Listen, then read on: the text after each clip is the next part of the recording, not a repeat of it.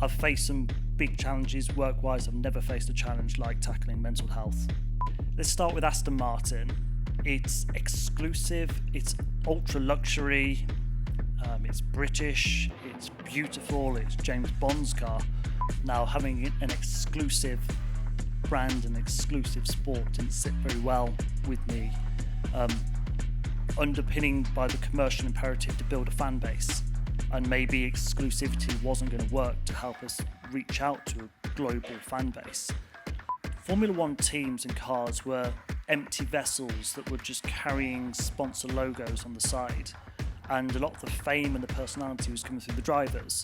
The brief is really to create some sort of brand and meaning behind McLaren, the Formula One team, and going through the kind of robust process of brand idea and designing the brand and what the purpose is. It's the kind of conversations that you would hear a lot of outside of sport, but not that much in sport. That you need to create an identity and a story. Not just in Formula One, but with the retail brands that you engage with, food brands that you engage with, brands that really get a connection, and that connection, the best way of doing that is tell a story. The world is going to be so much better and richer if we bring diversity of thinking into our respective companies, whether that's a Formula One team or not. Anybody that can take culture and simplify it and then play it back to you. What amazes me with that is that it makes it more accessible. I think it's when you flatten out and you don't really feel that you've got much to grab onto or opportunities, those uncomfortable spaces that you get put into saying, go on, you can do that. That as much as you might not like it, that's what really keeps you going. I think when they flatten out, then you're at huge risk of losing someone. So I'll just make sure that as I look around my group, that they're continually improving. Amazing, guys. Thank you so much for coming. This is our second Voices of the Culture conversation. We previously had one at 180 House with Katie Lubin, who was the VP of Brand Marketing at List, a global fashion brand. Today, I'm joined by Rob Bloom, who is the Chief Marketing Officer of Aston Martin F1. In terms of what Voice of the Culture is, something that I started and developed around 6 months ago. My background is in marketing. I'm Kevin Adam, by the way. My background is in brand marketing. I've worked in brand marketing for around 10 plus years. And I really wanted something to really highlight who are those cultural figures that really develop and design the brands that we love, the products that we love, the experiences that we've been through. Who are those cultural figures that really develop those storytelling moments and those iconic moments that we loved to have? So with Voice of the Culture, I really wanted this to be an opportunity for people to get a bit more of a behind the curtain scenes of those individuals, sometimes a bit of the unsung heroes, are the people that really understand brand marketing and developing that story. So with that, I'm joined by Rob Bloom, who is the Chief Marketing Officer of Aston Martin, like I mentioned. Rob has had an amazing career we were just talking about earlier within the F1 and motorsport world, previously at McLaren for 8 years, and then joined Aston Martin F1 back in 2021. He has a really rich background and a really amazing story, and I'm really excited to really hear about Rob's story and talk a little bit more around the aspects of culture and what culture means to him. Rob, I don't know if was that everything? Did I get everything about you right? Did I miss anything out? I think so, Kev. So first and foremost, good evening, everybody. Thank you so much for spending your Bank Holiday Monday with us tonight. Kev, amazing conversation to come. I think it's going to be really interesting to dig into both my background, but also from a Formula One perspective. The sport's in a really interesting space right now, and there's a lot to go into. Yeah, exactly. On that, I wanted to touch on the aspects of culture, something I asked in our first conversation, and the question of what is culture. Our previous speaker, Katie Lubin, had a really amazing perspective, where she said culture is kind of this nebulous term where it can mean a handful of things. Culture can be a workplace culture within different industries, and words like culture are really important because they mean something. So for you, Rob, what does culture mean to you in the world of motorsport specifically, but then also other cultures that you've integrated yourself in? So did a bit of homework for this session. And it's amazing that when you look online and you try and find a consistent definition of culture, it's impossible. There tends to be common language around ideas, beliefs, set of norms that bring a collective group of people together. And I think in that respect, its culture should be celebrated.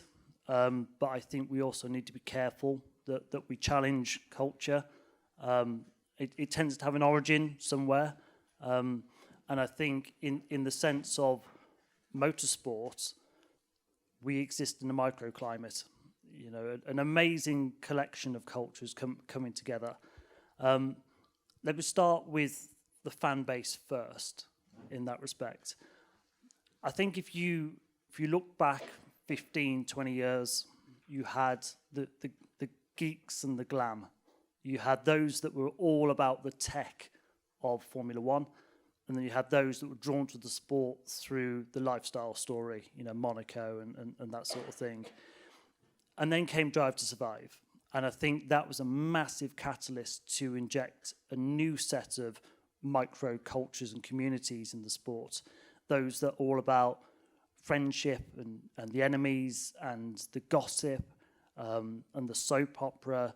And you've still got the tech enthusiasts.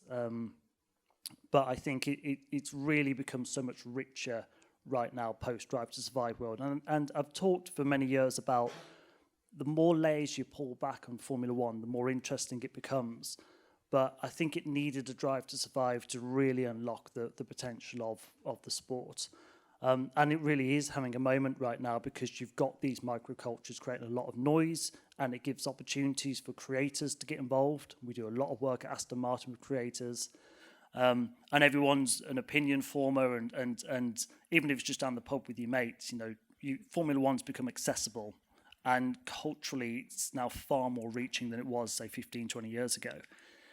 If that's what's going on externally with fans, working in Formula One, you know, is a microclimate of itself. It's high performance, it's quite extreme, it's very high pressure.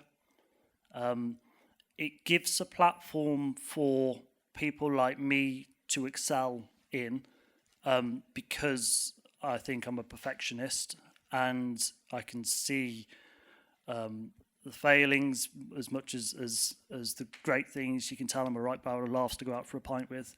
And, you know, it's an amazing platform for people to come into the sport and achieve their potential.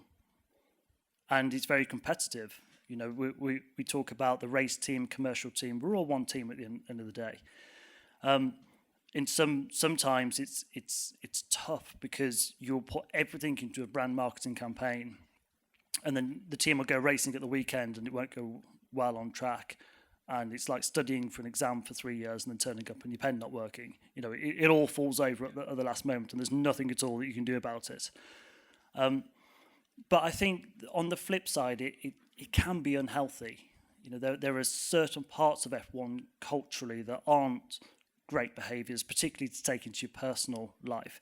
I've seen people who are brilliant people come into Formula One and, you know, they last 2 months and they can't get out the door quickly enough. You know, they're running out the door because it is high pressure, high intensity, high expectations. Can be a little bit thankless at times because there's an expectation of this level of performance. And culturally, I guess it also is lagging a little bit behind in diversity, to say the least. And a lot of work that we're doing at Aston Martin right now, a lot of work in terms of fan engagement, making sure that we are projecting a much more inclusive message, and in terms of bringing far more diversity into the sport and our team. That's a cultural norm that we are really looking to challenge. Where does that diversity, that focus on that, where does that come from in terms of, you know, there's so many different subcultures? Were there subcultures that you grew up on, that, you know, that led into you, that really wants to focus on that diversity aspect within the culture? Was that something that you saw when you came into the F1 space and you realized there's something missing here, we need to do something about it? Well, first and foremost, I grew up just south of Birmingham, so I'm as comfortable in a pub with my mates as I am sat on stage here or tomorrow pitching to a new sponsor. I guess culturally as well, that talks about, it's not just about religions or ethnicities. Sometimes multicultural is the ability to transcend and cross into different cultures and show up as much as your authentic self, but you need to adapt your behaviours as well. So I'm very proud of working class roots. I'm a big sports fan. I do think that sport is and should be accessible to all. There was one instance where I had a conversation with a young black female, and she explained her experience of walking to the grandstand at Silverstone. Thankfully, this is a few years ago, but a very negative experience. Really opened my eyes to people that don't look like me, might not have the same experiences when they go to Formula One races that I have. Not okay at all. Wanted to use that as a catalyst to say, right, it's time to do something of substance to drive some change in this sport. And I'm not the only one. There's some brilliant people doing some great things, and we're on a journey. We've got a long way to go. Well, yeah, on that journey, do you how much work do you feel like has been done now, and also needs to be done in the future too?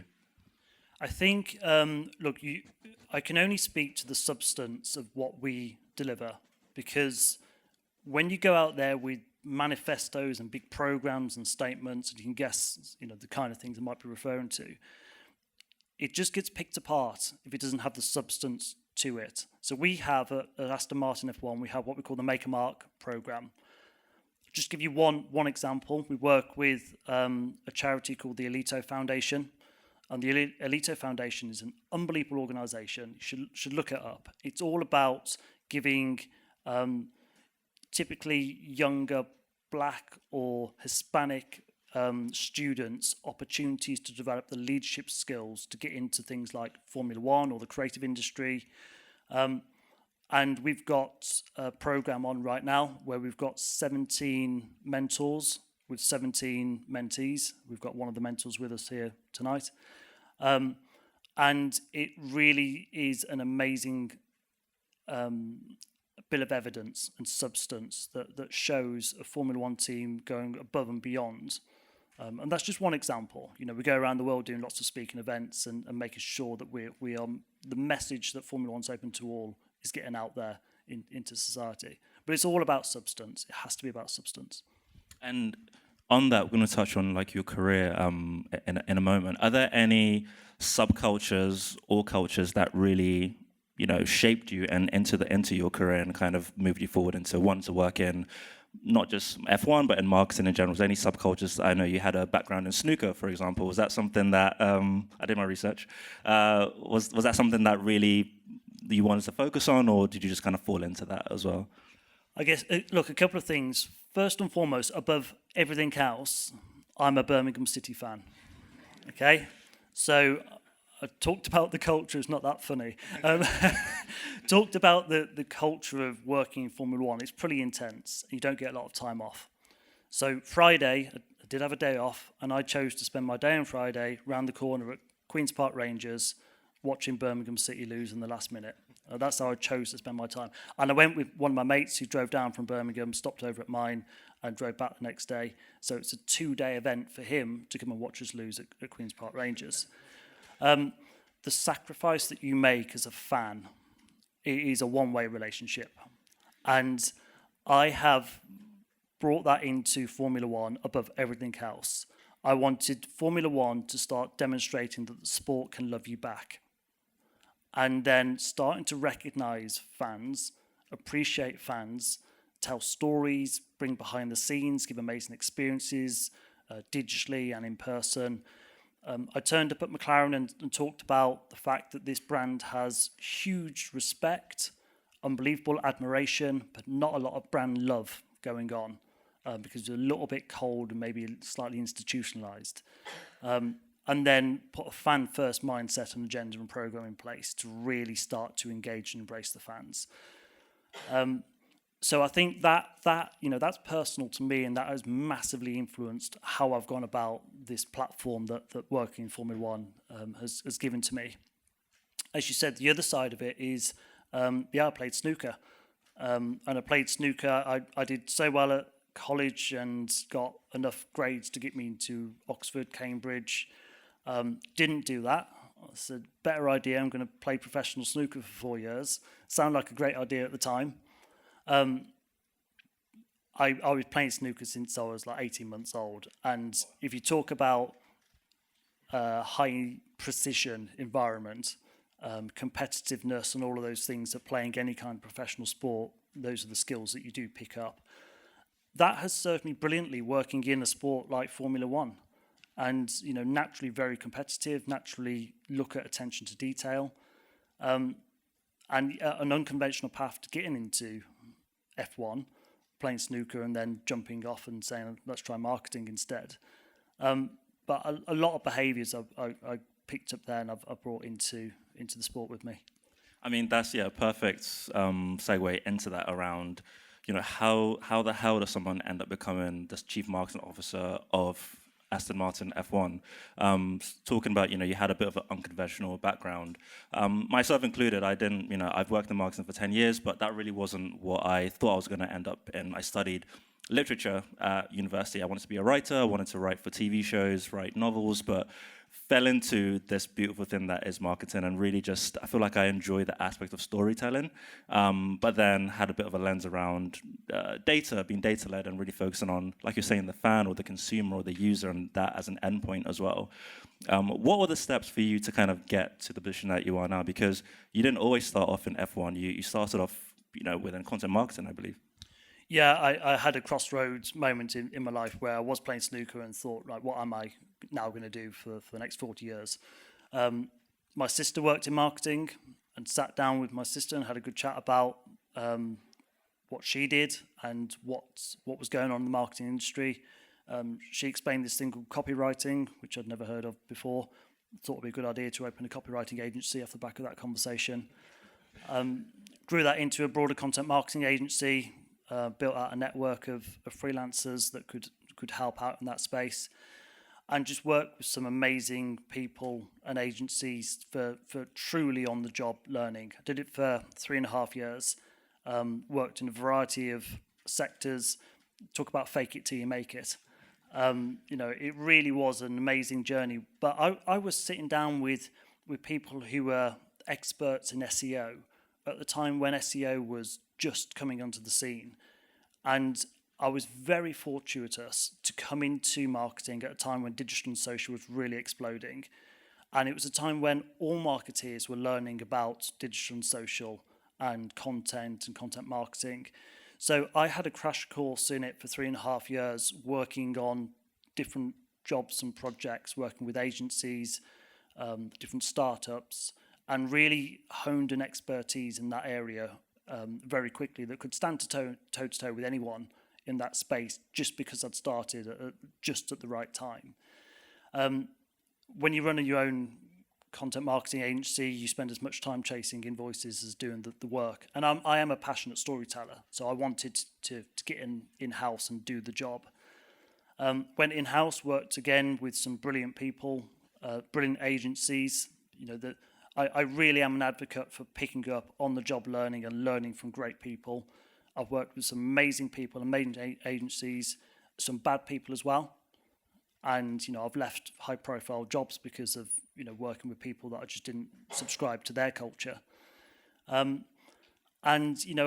just broadened out, I think, the skill sets from content marketing to broader marketing and ultimately at McLaren overseeing brand marketing, fan engagement there. And I just had a phone call one day. Imagine this for a brief. We come in and relaunch Aston Martin back into Formula One after a 60-year absence. Talk about a rhetorical question. It's an absolute no-brainer. Absolutely. And found myself at Aston Martin. I mean, with that time frame as well, I was actually really lucky in a place where there was actually an in-house life coach and in-house therapy at a company where it was amazing to see it have a balance of, someone that you can talk to around on a personal issue, but then also on a work perspective around, mental health challenges or anything like that. Is that something that you had to, I won't say struggle with, but something that you tackled, that work-life balance between, and then that personal journey from, balancing your career, but then also the personal mental health, focus that you wanted to build out as well? So I talked about, being natural working in F1 because of how I'm wired. And what I was finding that in a professional context, that was brilliant for me. And I was accelerating through the food chain for that reason. In a personal context, it wasn't working for me at all. I couldn't hold down a relationship. I was just a complete nightmare to live with at home. I then reached out and found someone who I've been working with for 3 or 4 years now from a mental health perspective, a therapist. Life-changing, absolutely life-changing, because we just think that we can go and find the answers and tell ourselves to do this or do that. If you don't have the information to hand, the education about what helps you, what hinders you, you've got no chance, in my view, of figuring it out for yourself. To have professionals out there who can help you. And we've had to reprogram a lot of how I am, but also maintaining on the professional basis the things that are really helping me in a work environment. I've faced some big challenges work-wise. I've never faced a challenge like tackling mental health issues. It really is something you have to work at on a day-to-day basis. I'm very fortunate. I've got a fantastic partner now, and she helps me no end in this. But it's just reminding yourselves of some really good behaviours and habits and thinking on a day-to-day basis. But it's hard. It's hard to implement. And again, we're not trying to break the me at a professional level, because that's helping us to achieve things and work. Just need to have a happy and healthy lifestyle outside of work as well. Absolutely, I agree. I think it's something that I've wanted to try and focus on and build up from a personal perspective too. I feel like when you're mentally there on your personal life, you can excel so much more in your professional life as well. Is that something that you, from a leadership perspective, that you try to encourage to your team as well, around checking in or just ensuring that they do have that kind of openness to discuss that, or you can provide resources to the team as well? Yeah, when you, I guess, progress to a point where you're leading leaders, I like to coach my team and pass on as much of the learnings that I've got. But me leading leaders, the best thing I can coach, perhaps passing on a few things that I'm picking up in therapy / life coaching sessions, just to help them become more brilliant leaders and people as well. Because it is, as I say, it's a tough environment to work in, and you do see, it doesn't matter how much you're paid or how big your job title is, people can struggle. And I'd like to be there on a personal basis with those people and help them if I can. But I don't have all the answers either.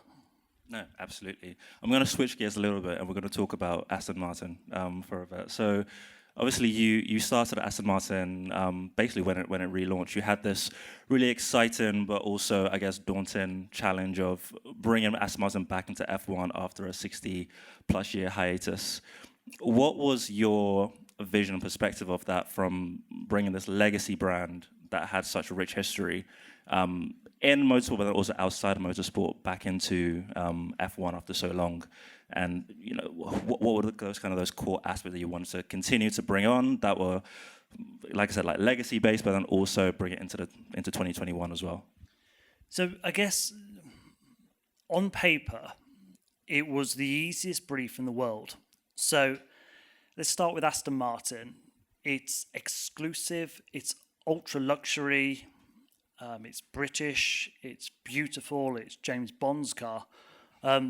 It's average price point of $250,000. I think at that point, the average age of a purchaser was over 50 years old, very, very heavily skewed male. So if that's Aston Martin in 2020, 2021, let's look at Formula One, a sport that literally celebrates luxury and exclusivity.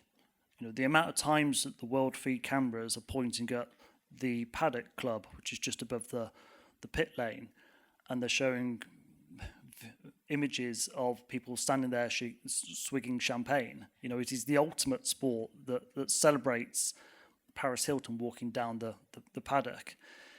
So in so many ways, it was a square peg into a square hole. But, you knew it was coming, there was a but. There's a few other conflicting factors. So first and foremost, to talk about my passion as a fan. Now, having an exclusive brand and exclusive sport didn't sit very well with me. Underpinning by the commercial imperative to build a fan base, and maybe exclusivity wasn't going to work to help us reach out to a global fan base. It was 2020, going to 2021, when the world was going through absolute chaos off the back of COVID, social unrest, Black Lives Matter. If you looked at what consumers were interested in, they were talking about meaningful brands. Brands that had a place and used the platform to do good things.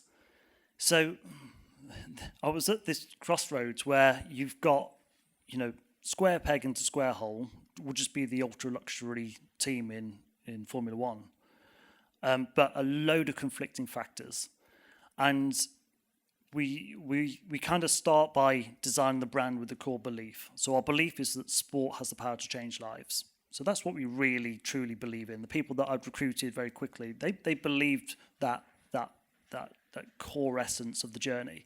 Then you go about designing a brand purpose and vision.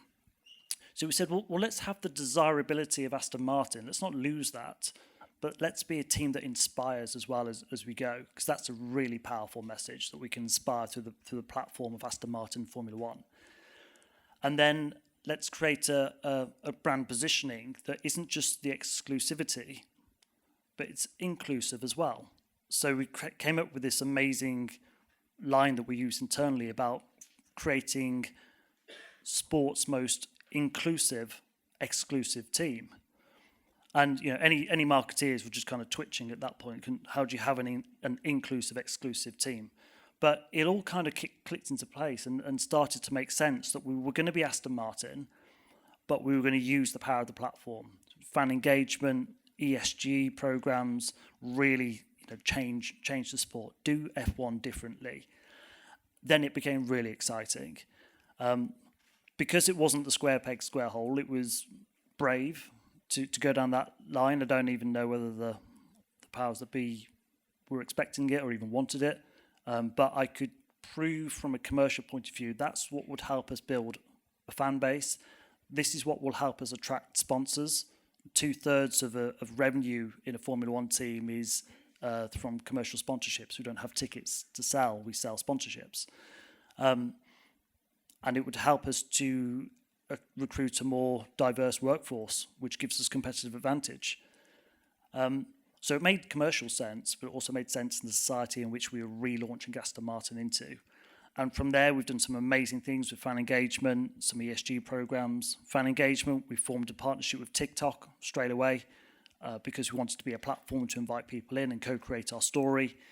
ESG, a couple of weeks ago, we had Jessica Hawkins, one of our driver ambassadors. She was driving a Formula One car in Riyadh in Saudi Arabia. Now, it was only, 5 years ago where women weren't even allowed to drive in Saudi, and now we're putting a female in a Formula One car to inspire the next generation. So actual substance and programs that we believe change in the game in F1, but it goes back to that core belief that sport has the power to change lives. It almost seems like you did it from the inside out. You built out that inclusivity in an exclusive brand within the company and then pushed it out to the brand as well. Was that a conscious decision, and how was that received? I guess it's all happening at the same time, because the one thing with Formula One is, unfortunately, you don't have 6 months to go away and help to kind of redesign, then come back. We were Aston Martin Formula One Team on January the 1st, 2021, and we were racing 3 months later. So the world was judging us from day one, and all we'd done is change the logo above the door from Racing Point to Aston Martin.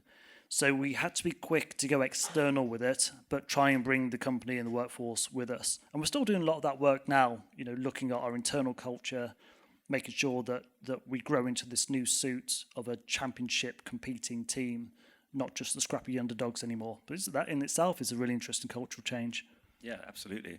One thing you've spoken about on the fan engagement side is I think F1 is this really interesting aspect because you have people who are really loyal to the driver, but then also loyal to the manufacturer too. If you own an Aston Martin, if you own a Mercedes, you love the Mercedes F1 team, but also you could also love Lewis Hamilton as well. So if Lewis Hamilton has left Mercedes to Ferrari now, he's taken his kind of audience with him. And I'm sure you had the same thing when Fernando Alonso came back to Aston, or came to Aston Martin.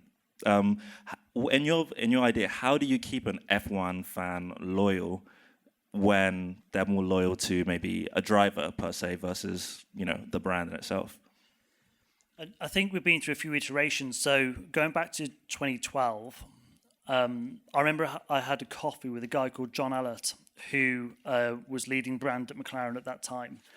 And he described to me where the challenge existed in the sport, that Formula One teams and cars were empty vessels that were just carrying sponsor logos on the side. And a lot of the fame and the personality was coming through the drivers.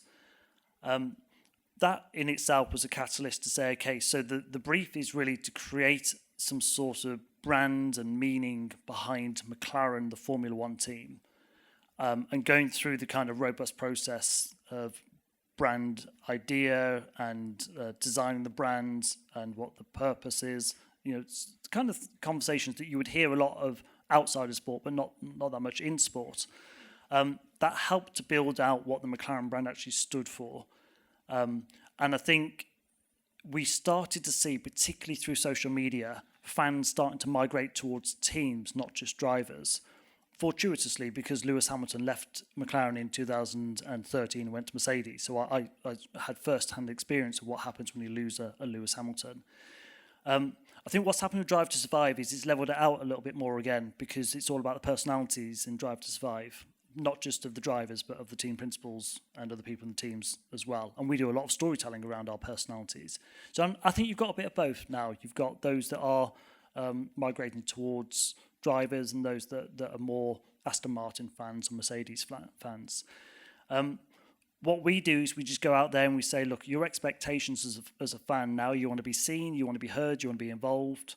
And the TikTok partnership, for example, we're just catalyst to create a platform for people to come in and express themselves. We put a show car in a studio, invite 10 creators to come in, give them an hour of the car and say, do what you want. Please don't break it, but otherwise do what you want. And some of the content that's coming out is unbelievable. So we become facilitators, and that's what we mean by changing the game in Formula One. Because we're not.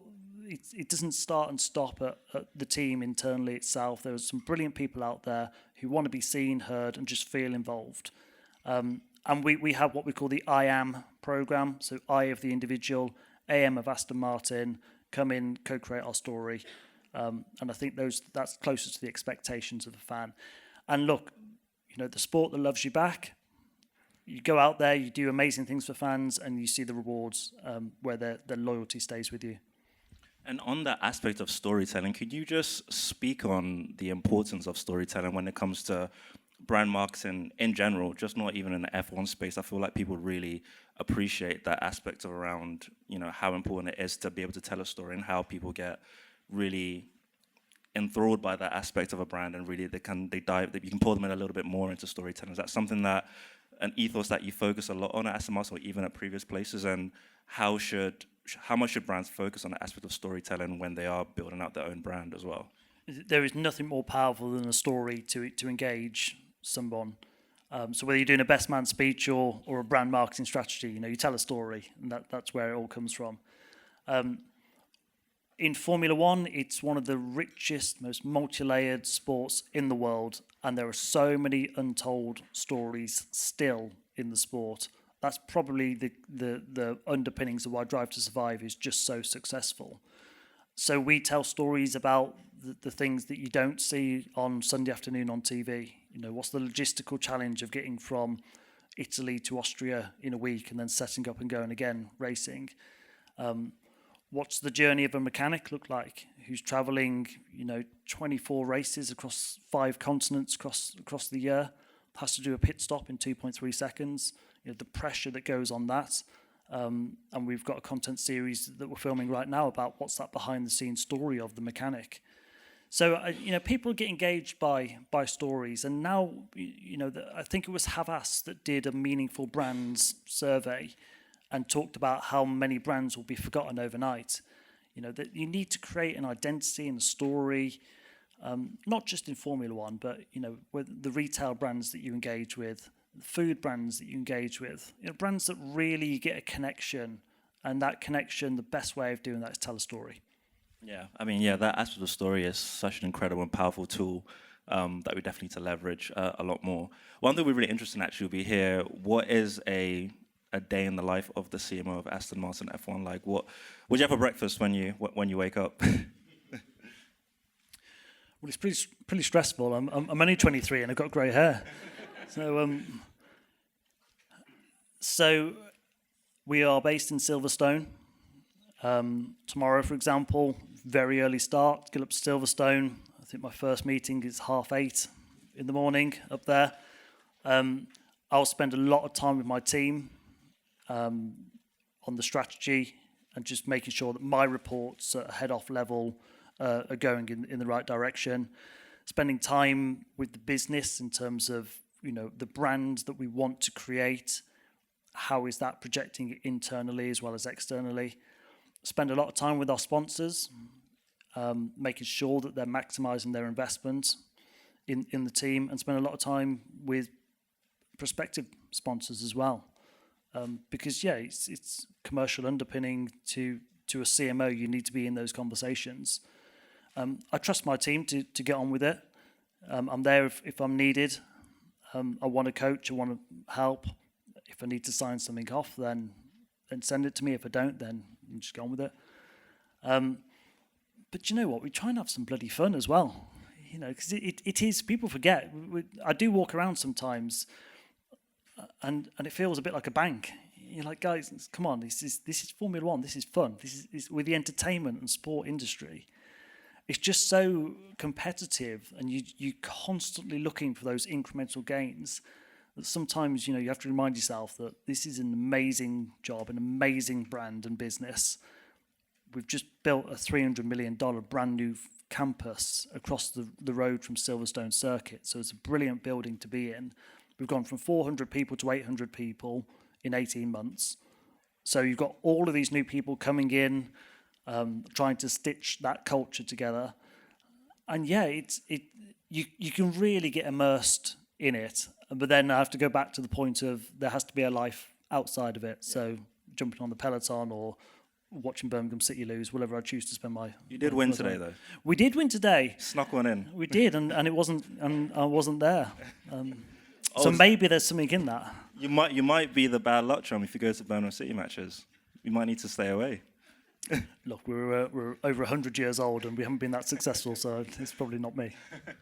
I suppose working at Aston Martin, it's pretty glamorous as well, I imagine, working in F1 as well. Is there, what does race week look like when you're either in Silverstone or the final race of the season as well? How exciting is that, and what's that atmosphere like as well, across the whole campus, and then for people that are in Silverstone or in Austria or in Monza or wherever? There's nothing better than success, because that, it's infectious, and you can feel the buzz around the place if you're on a podium. Similarly, we try and make sure that we don't ride the highs and lows too much, because if you don't have a good weekend, what we don't want is the business to feel flat. So I talk a lot about big picture at Aston Martin right now. We're on this unbelievable journey of taking Racing Point, who was an amazing team of 400 people working on a very modest budget, punching well above its weight in terms of the results. But try and take a mid-table Formula One team and make it a championship-winning team. I still can't believe the scale of investment and infrastructure and people and process and tech required to take that jump. So whether we're on the podium this weekend in Japan or not, it will be great, and we will feel it in the building if we are.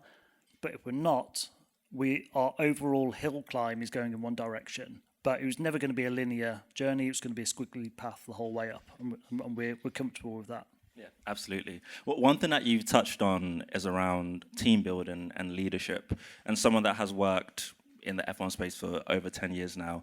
You probably hired and work with lots of aspiring marketers and professionals. If you could speak specifically in the F1 space, but also a bit more broadly as well, what kind of characteristics do you look for in a person to be on Rob Bloom's team? What kind of skill set should they have? What kind of elements of their own story do you feel like they should have for you to feel like they can really excel within your team, but then anywhere else as well? I feel like a lot of people here would really appreciate something like that. Someone once said to me, recruit on values as well as skills. So I guess from a values point of view, first and foremost, I need to see that they want it, and they want it badly, because there is that competitive edge. We want to be the best team from a marketing, brand, fan engagement point of view on the grid. And that's a common consensus across my marketing department. Work ethic, I'm looking for that as well. Is someone willing to go above and beyond if needed? Attention to detail, because when you talk about marketing, it includes things like social. Aston Martin is a luxury brand. So, I talked about the brand positioning of inclusive, exclusive, but that is underpinned by human progress and luxury. We are still a luxury brand, and we are proudly Aston Martin. So that means the attention to detail is everything for a brand like Aston Martin. From a skills point of view, I really don't care if they've worked in Formula One before or sport.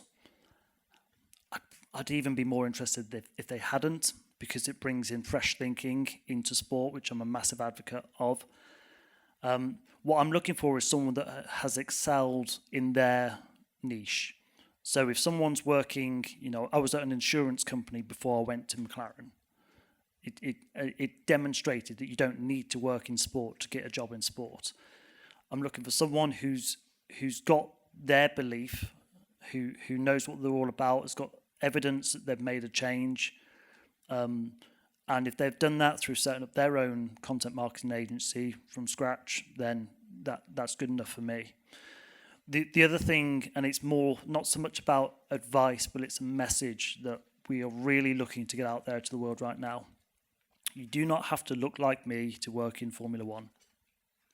And I still get people saying to me, I'm inspired by what you've just said, because I didn't think that I could work in Formula One. And do you know what? It breaks my heart. It really does. And the more that we can do to get out there and break that perception, the better. And if we have to sit on stage every night and get that message out, then that's what we'll do. Because the world is going to be so much better and richer if we bring diversity of thinking into our respective companies, whether that's a Formula One team or not. So, we're trying to break that myth that you have to look like me to work in Formula One. My department has got a good gender split. So I think from a gender point of view, you see a far better split now. Probably not enough in the race team, which is something that we're working on. But I'd love to see people that didn't look like me working Formula One. And when I come to recruitment, I'm thinking about that. At the same time, I have to make sure that I put the right people in the roles. I mean, I think that really encapsulates what I feel like this talk is about for myself.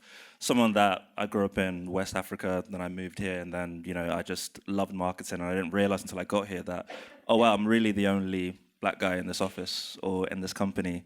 I really want to touch on legacy with you for a second, but even for this culture, it's something that I just want to for people to see, what does it take to work at an F1 company or at a really big fashion brand or whatever. That's kind of what I want to get out of building this, no matter where it ends up. For yourself, we joked about it's kind of a spiritual question, but what do you want your legacy to be, even at F1 or Aston Martin or just in general as well? What do you want to be? What do you want people to take away from what you contributed to this culture? I would like to think that, I've worked at 2 teams now, which is 20% of the grid. I would like to think that I played my part in taking F1 to the fans, and the experience of being a Formula One fan is better through my contribution to the sport. And I think what we were doing at McLaren and other teams were looking at that and saying that's working really well. Let's start to do a bit more. So there was a ripple effect from there. I think what we're doing at Aston, there's a few things that other teams are looking at. So hopefully there is a ripple effect of working at those two teams. But if my legacy is that Rob Bloom was a guy that helped take F1 to the fans and improve fan engagement, wow, what an amazing career in Formula One that would be. I feel like you're being a bit shy. I feel like there's a few more things also, like in terms of Jessica, who was one of the first female drivers, and you spoke about that a bit more in her driving in Riyadh as well. Can you touch a little bit about that, around what she's been able to do and how that's almost breaking new ground as well? Yeah, I talked about our Make a Mark ESG strategy. It's based on community, inclusion, and the environment. And yeah, I recruited our ESG leader, Aston Martin, with a very clear brief of we've got a lot of work to do here. And we've done some amazing things, across all of those three areas. We went out to Miami, and the Miami Grand Prix, you do have celebs walking down the paddock. It is still the glamour of F1. What you don't see is about 600 yards away from one of the entrances is Miami Gardens, which is a far less privileged part. And there are things that we've done. For example, we went out there, we took a show car, we took one of our drivers, we took some of the team out there, went to a school, and we used the power of Formula One to inspire, to stay with STEM topics and subjects. Again, to put a message out there that STEM, engineering, even motorsports is available to all. Brought a bunch of those kids into the paddock, showed them an F1 team, how it all operates. And we do that every other week. We're going around the world racing, and we're going out to different schools, communities, and we're doing an amazing job in society. But again, only on the journey, not there yet. There's a load more to come out of the team. So yeah, from I guess it's not just fan engagement. It's deploying the power of Formula One for good. Yeah, absolutely.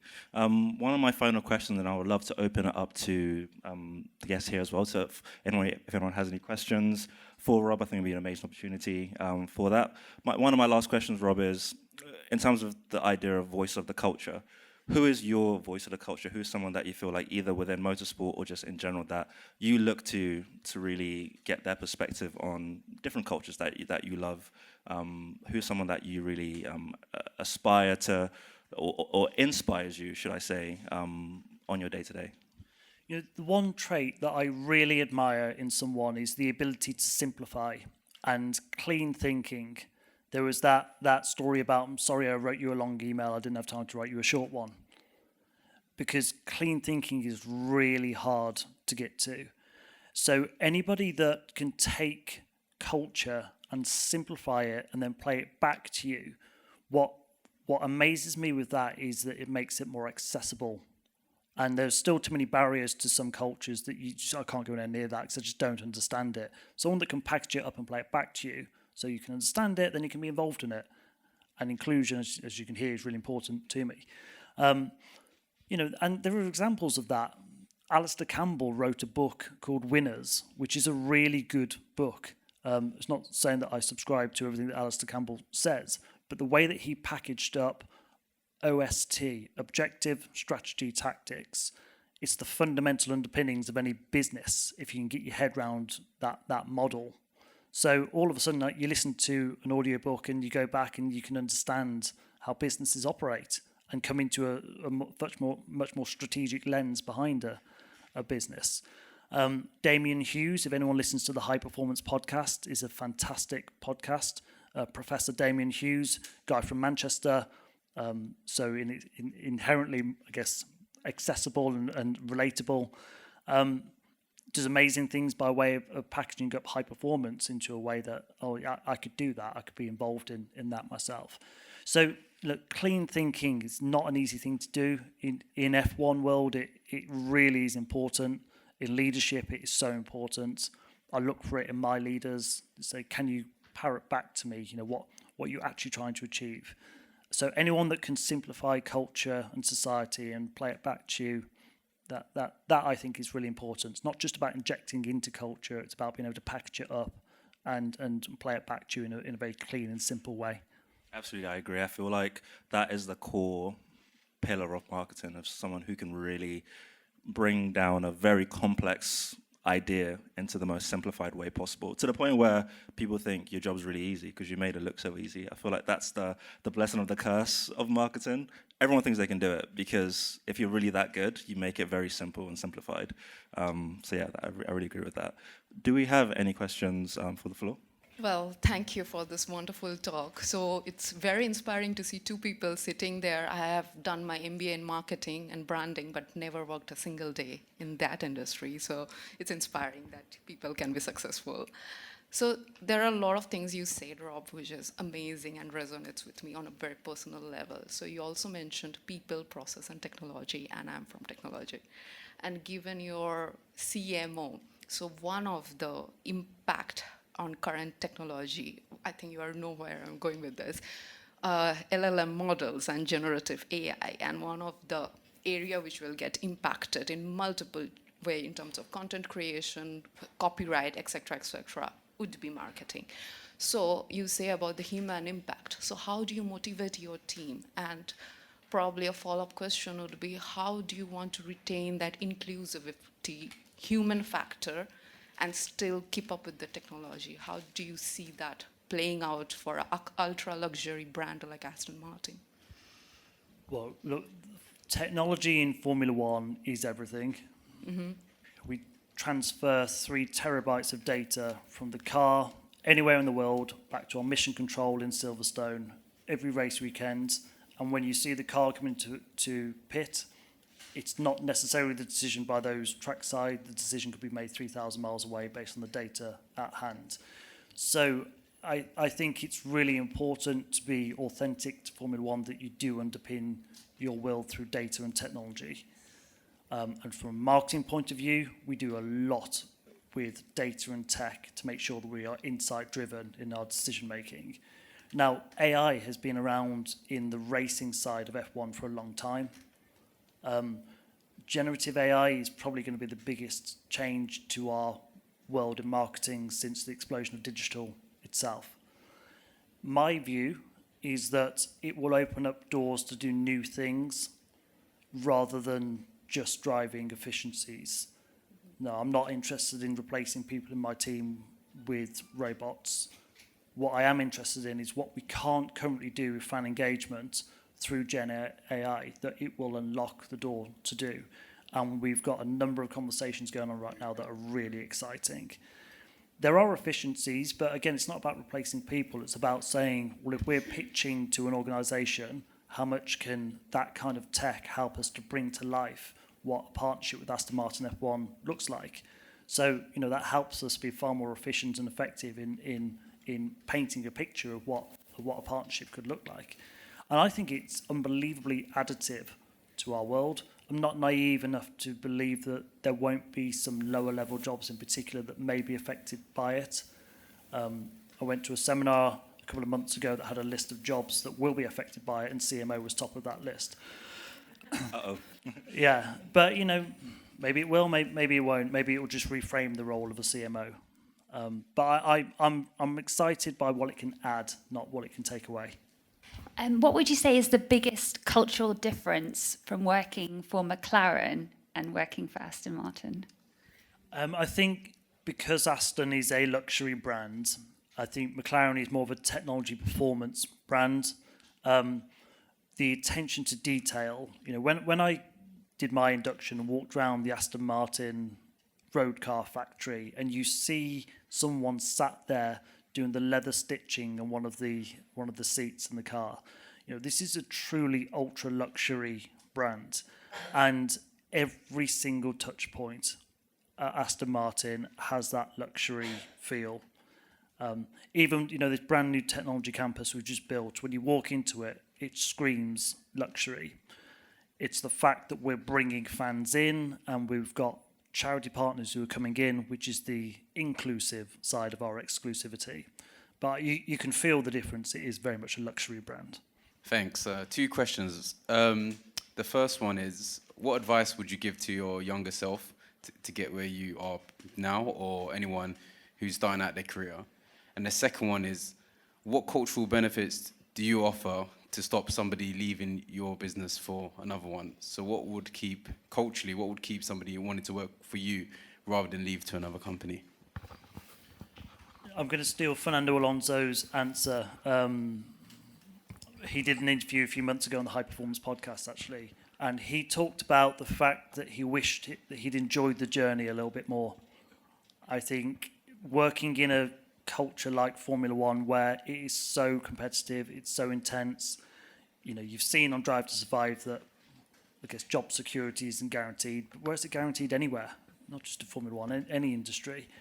And I've been holding on so tightly to it that I've achieved a lot in 12 years. I wish I'd enjoyed it a little bit more. So enjoy the journey, not just the destination. Culturally, people will stay if they are continuing to improve and develop. I know LinkedIn have a really great culture internally where they talk about, one day you will leave LinkedIn, so let's make sure that when you leave, you will be better placed for it. And my mission as a leader is to make sure that my team is continually improving as a team and on an individual level. I think it's when you flatten out and you don't really feel that you've got much to grab onto or opportunities, those uncomfortable spaces that you get put into, saying, go on, you can do that. That as much as you might not like it, that's what really keeps you going. I think when they flatten out, then you're at huge risk of losing someone. So I'll just make sure that as I look around my group, that they're continually improving. Thank you both, and thank you so much, Rob, for your very honest and very transparent reflections of your own journey and your role within the work. My question is particularly around brand partnerships. So I run a nonprofit for Black boys across London. And one thing I'm really interested in when you were talking about inclusivity and a lot of the work that you do to kind of, I guess, close the equity gap across those who are reflected in the F1 industries and I guess across the racing and the sport as a whole. So in terms of non-tokenistic partnerships that are not about optics, because I think with the work that I do, I've definitely had a lot of brands approach me, and in some cases, they bring a 10 group of Black boys from Hackney, and they take pictures, they give them a T-shirt or something like that, and what I'm really interested in when I try and have those kind of strategic partnership conversations about how do we actually create specific internships? How do we earmark particular things from an equity standpoint to think, okay, we don't have as much reflection of this demographic in here, so it's going to be more than just coming in and sitting in a nice car and taking a picture and saying, okay, this place looks like you can come in here, but actually, how does that tangibly look like from a social mobility perspective? What things are actually being designed to really address those disproportionalities from a real tangible way that is not tokenistic? And that's a lot of the challenges I find with a lot of the brand partnerships that are interested in trying to make partnerships with me, but are not really looking at a real systemic overhaul of putting something in place that is more than just, it looks cool, the kids are excited in the moment, but actually doesn't change their social mobility or the ability for them to directly see themselves in that space in the near future. First and foremost, I'd love to have a chat afterwards about what you do, if you let me buy you a beer. The Elito program is all about substance. Those mentorship programs are about delivering the leadership skills to get Black and Hispanic kids to stay in and get those leadership roles in the next step of their career. So whether it's that program, and by the way, the CEO of the Elito Foundation is a guy called David Villa-Clark, unbelievable guy. He talks about the fact that he's turned down a lot of brand partnerships because he can smell bullshit. And we had to go through that process with David to talk about the authenticity of what we were trying to do. And he's an amazing partner with us now because he believes that we're in it for all the right reasons. Not just that partnership, by the way, we work with Racing Pride, who's all about the LGBTQ plus community. We work with Spinal Track, which is all about people with disabilities and giving them opportunities in motorsport. And sometimes it is about showing up, because if you show up, so Racing Pride had a stand at the Australian Grand Prix, where it's talking about being included in motorsport if you're from the LGBTQ plus community. And we took our drivers over there and we supported it. There's not that many people in Formula One who are coming out right now. So I think in some spaces it is about showing up and saying, there's a message there to give. But I couldn't agree more in terms of what's the substance of what's actually going to affect change. Give us the program that you're putting in place. Alito is our best example of it. And we're designing what the next year program looks like, and it's all about that kind of thing. But we should talk, so I'd love to find out more about what you do. Thank you. Amazing. Any final questions? No. Guys, thank you so much. I want to thank you, Rob, as well, for your time. It was really inspiring to hear Kev. your story.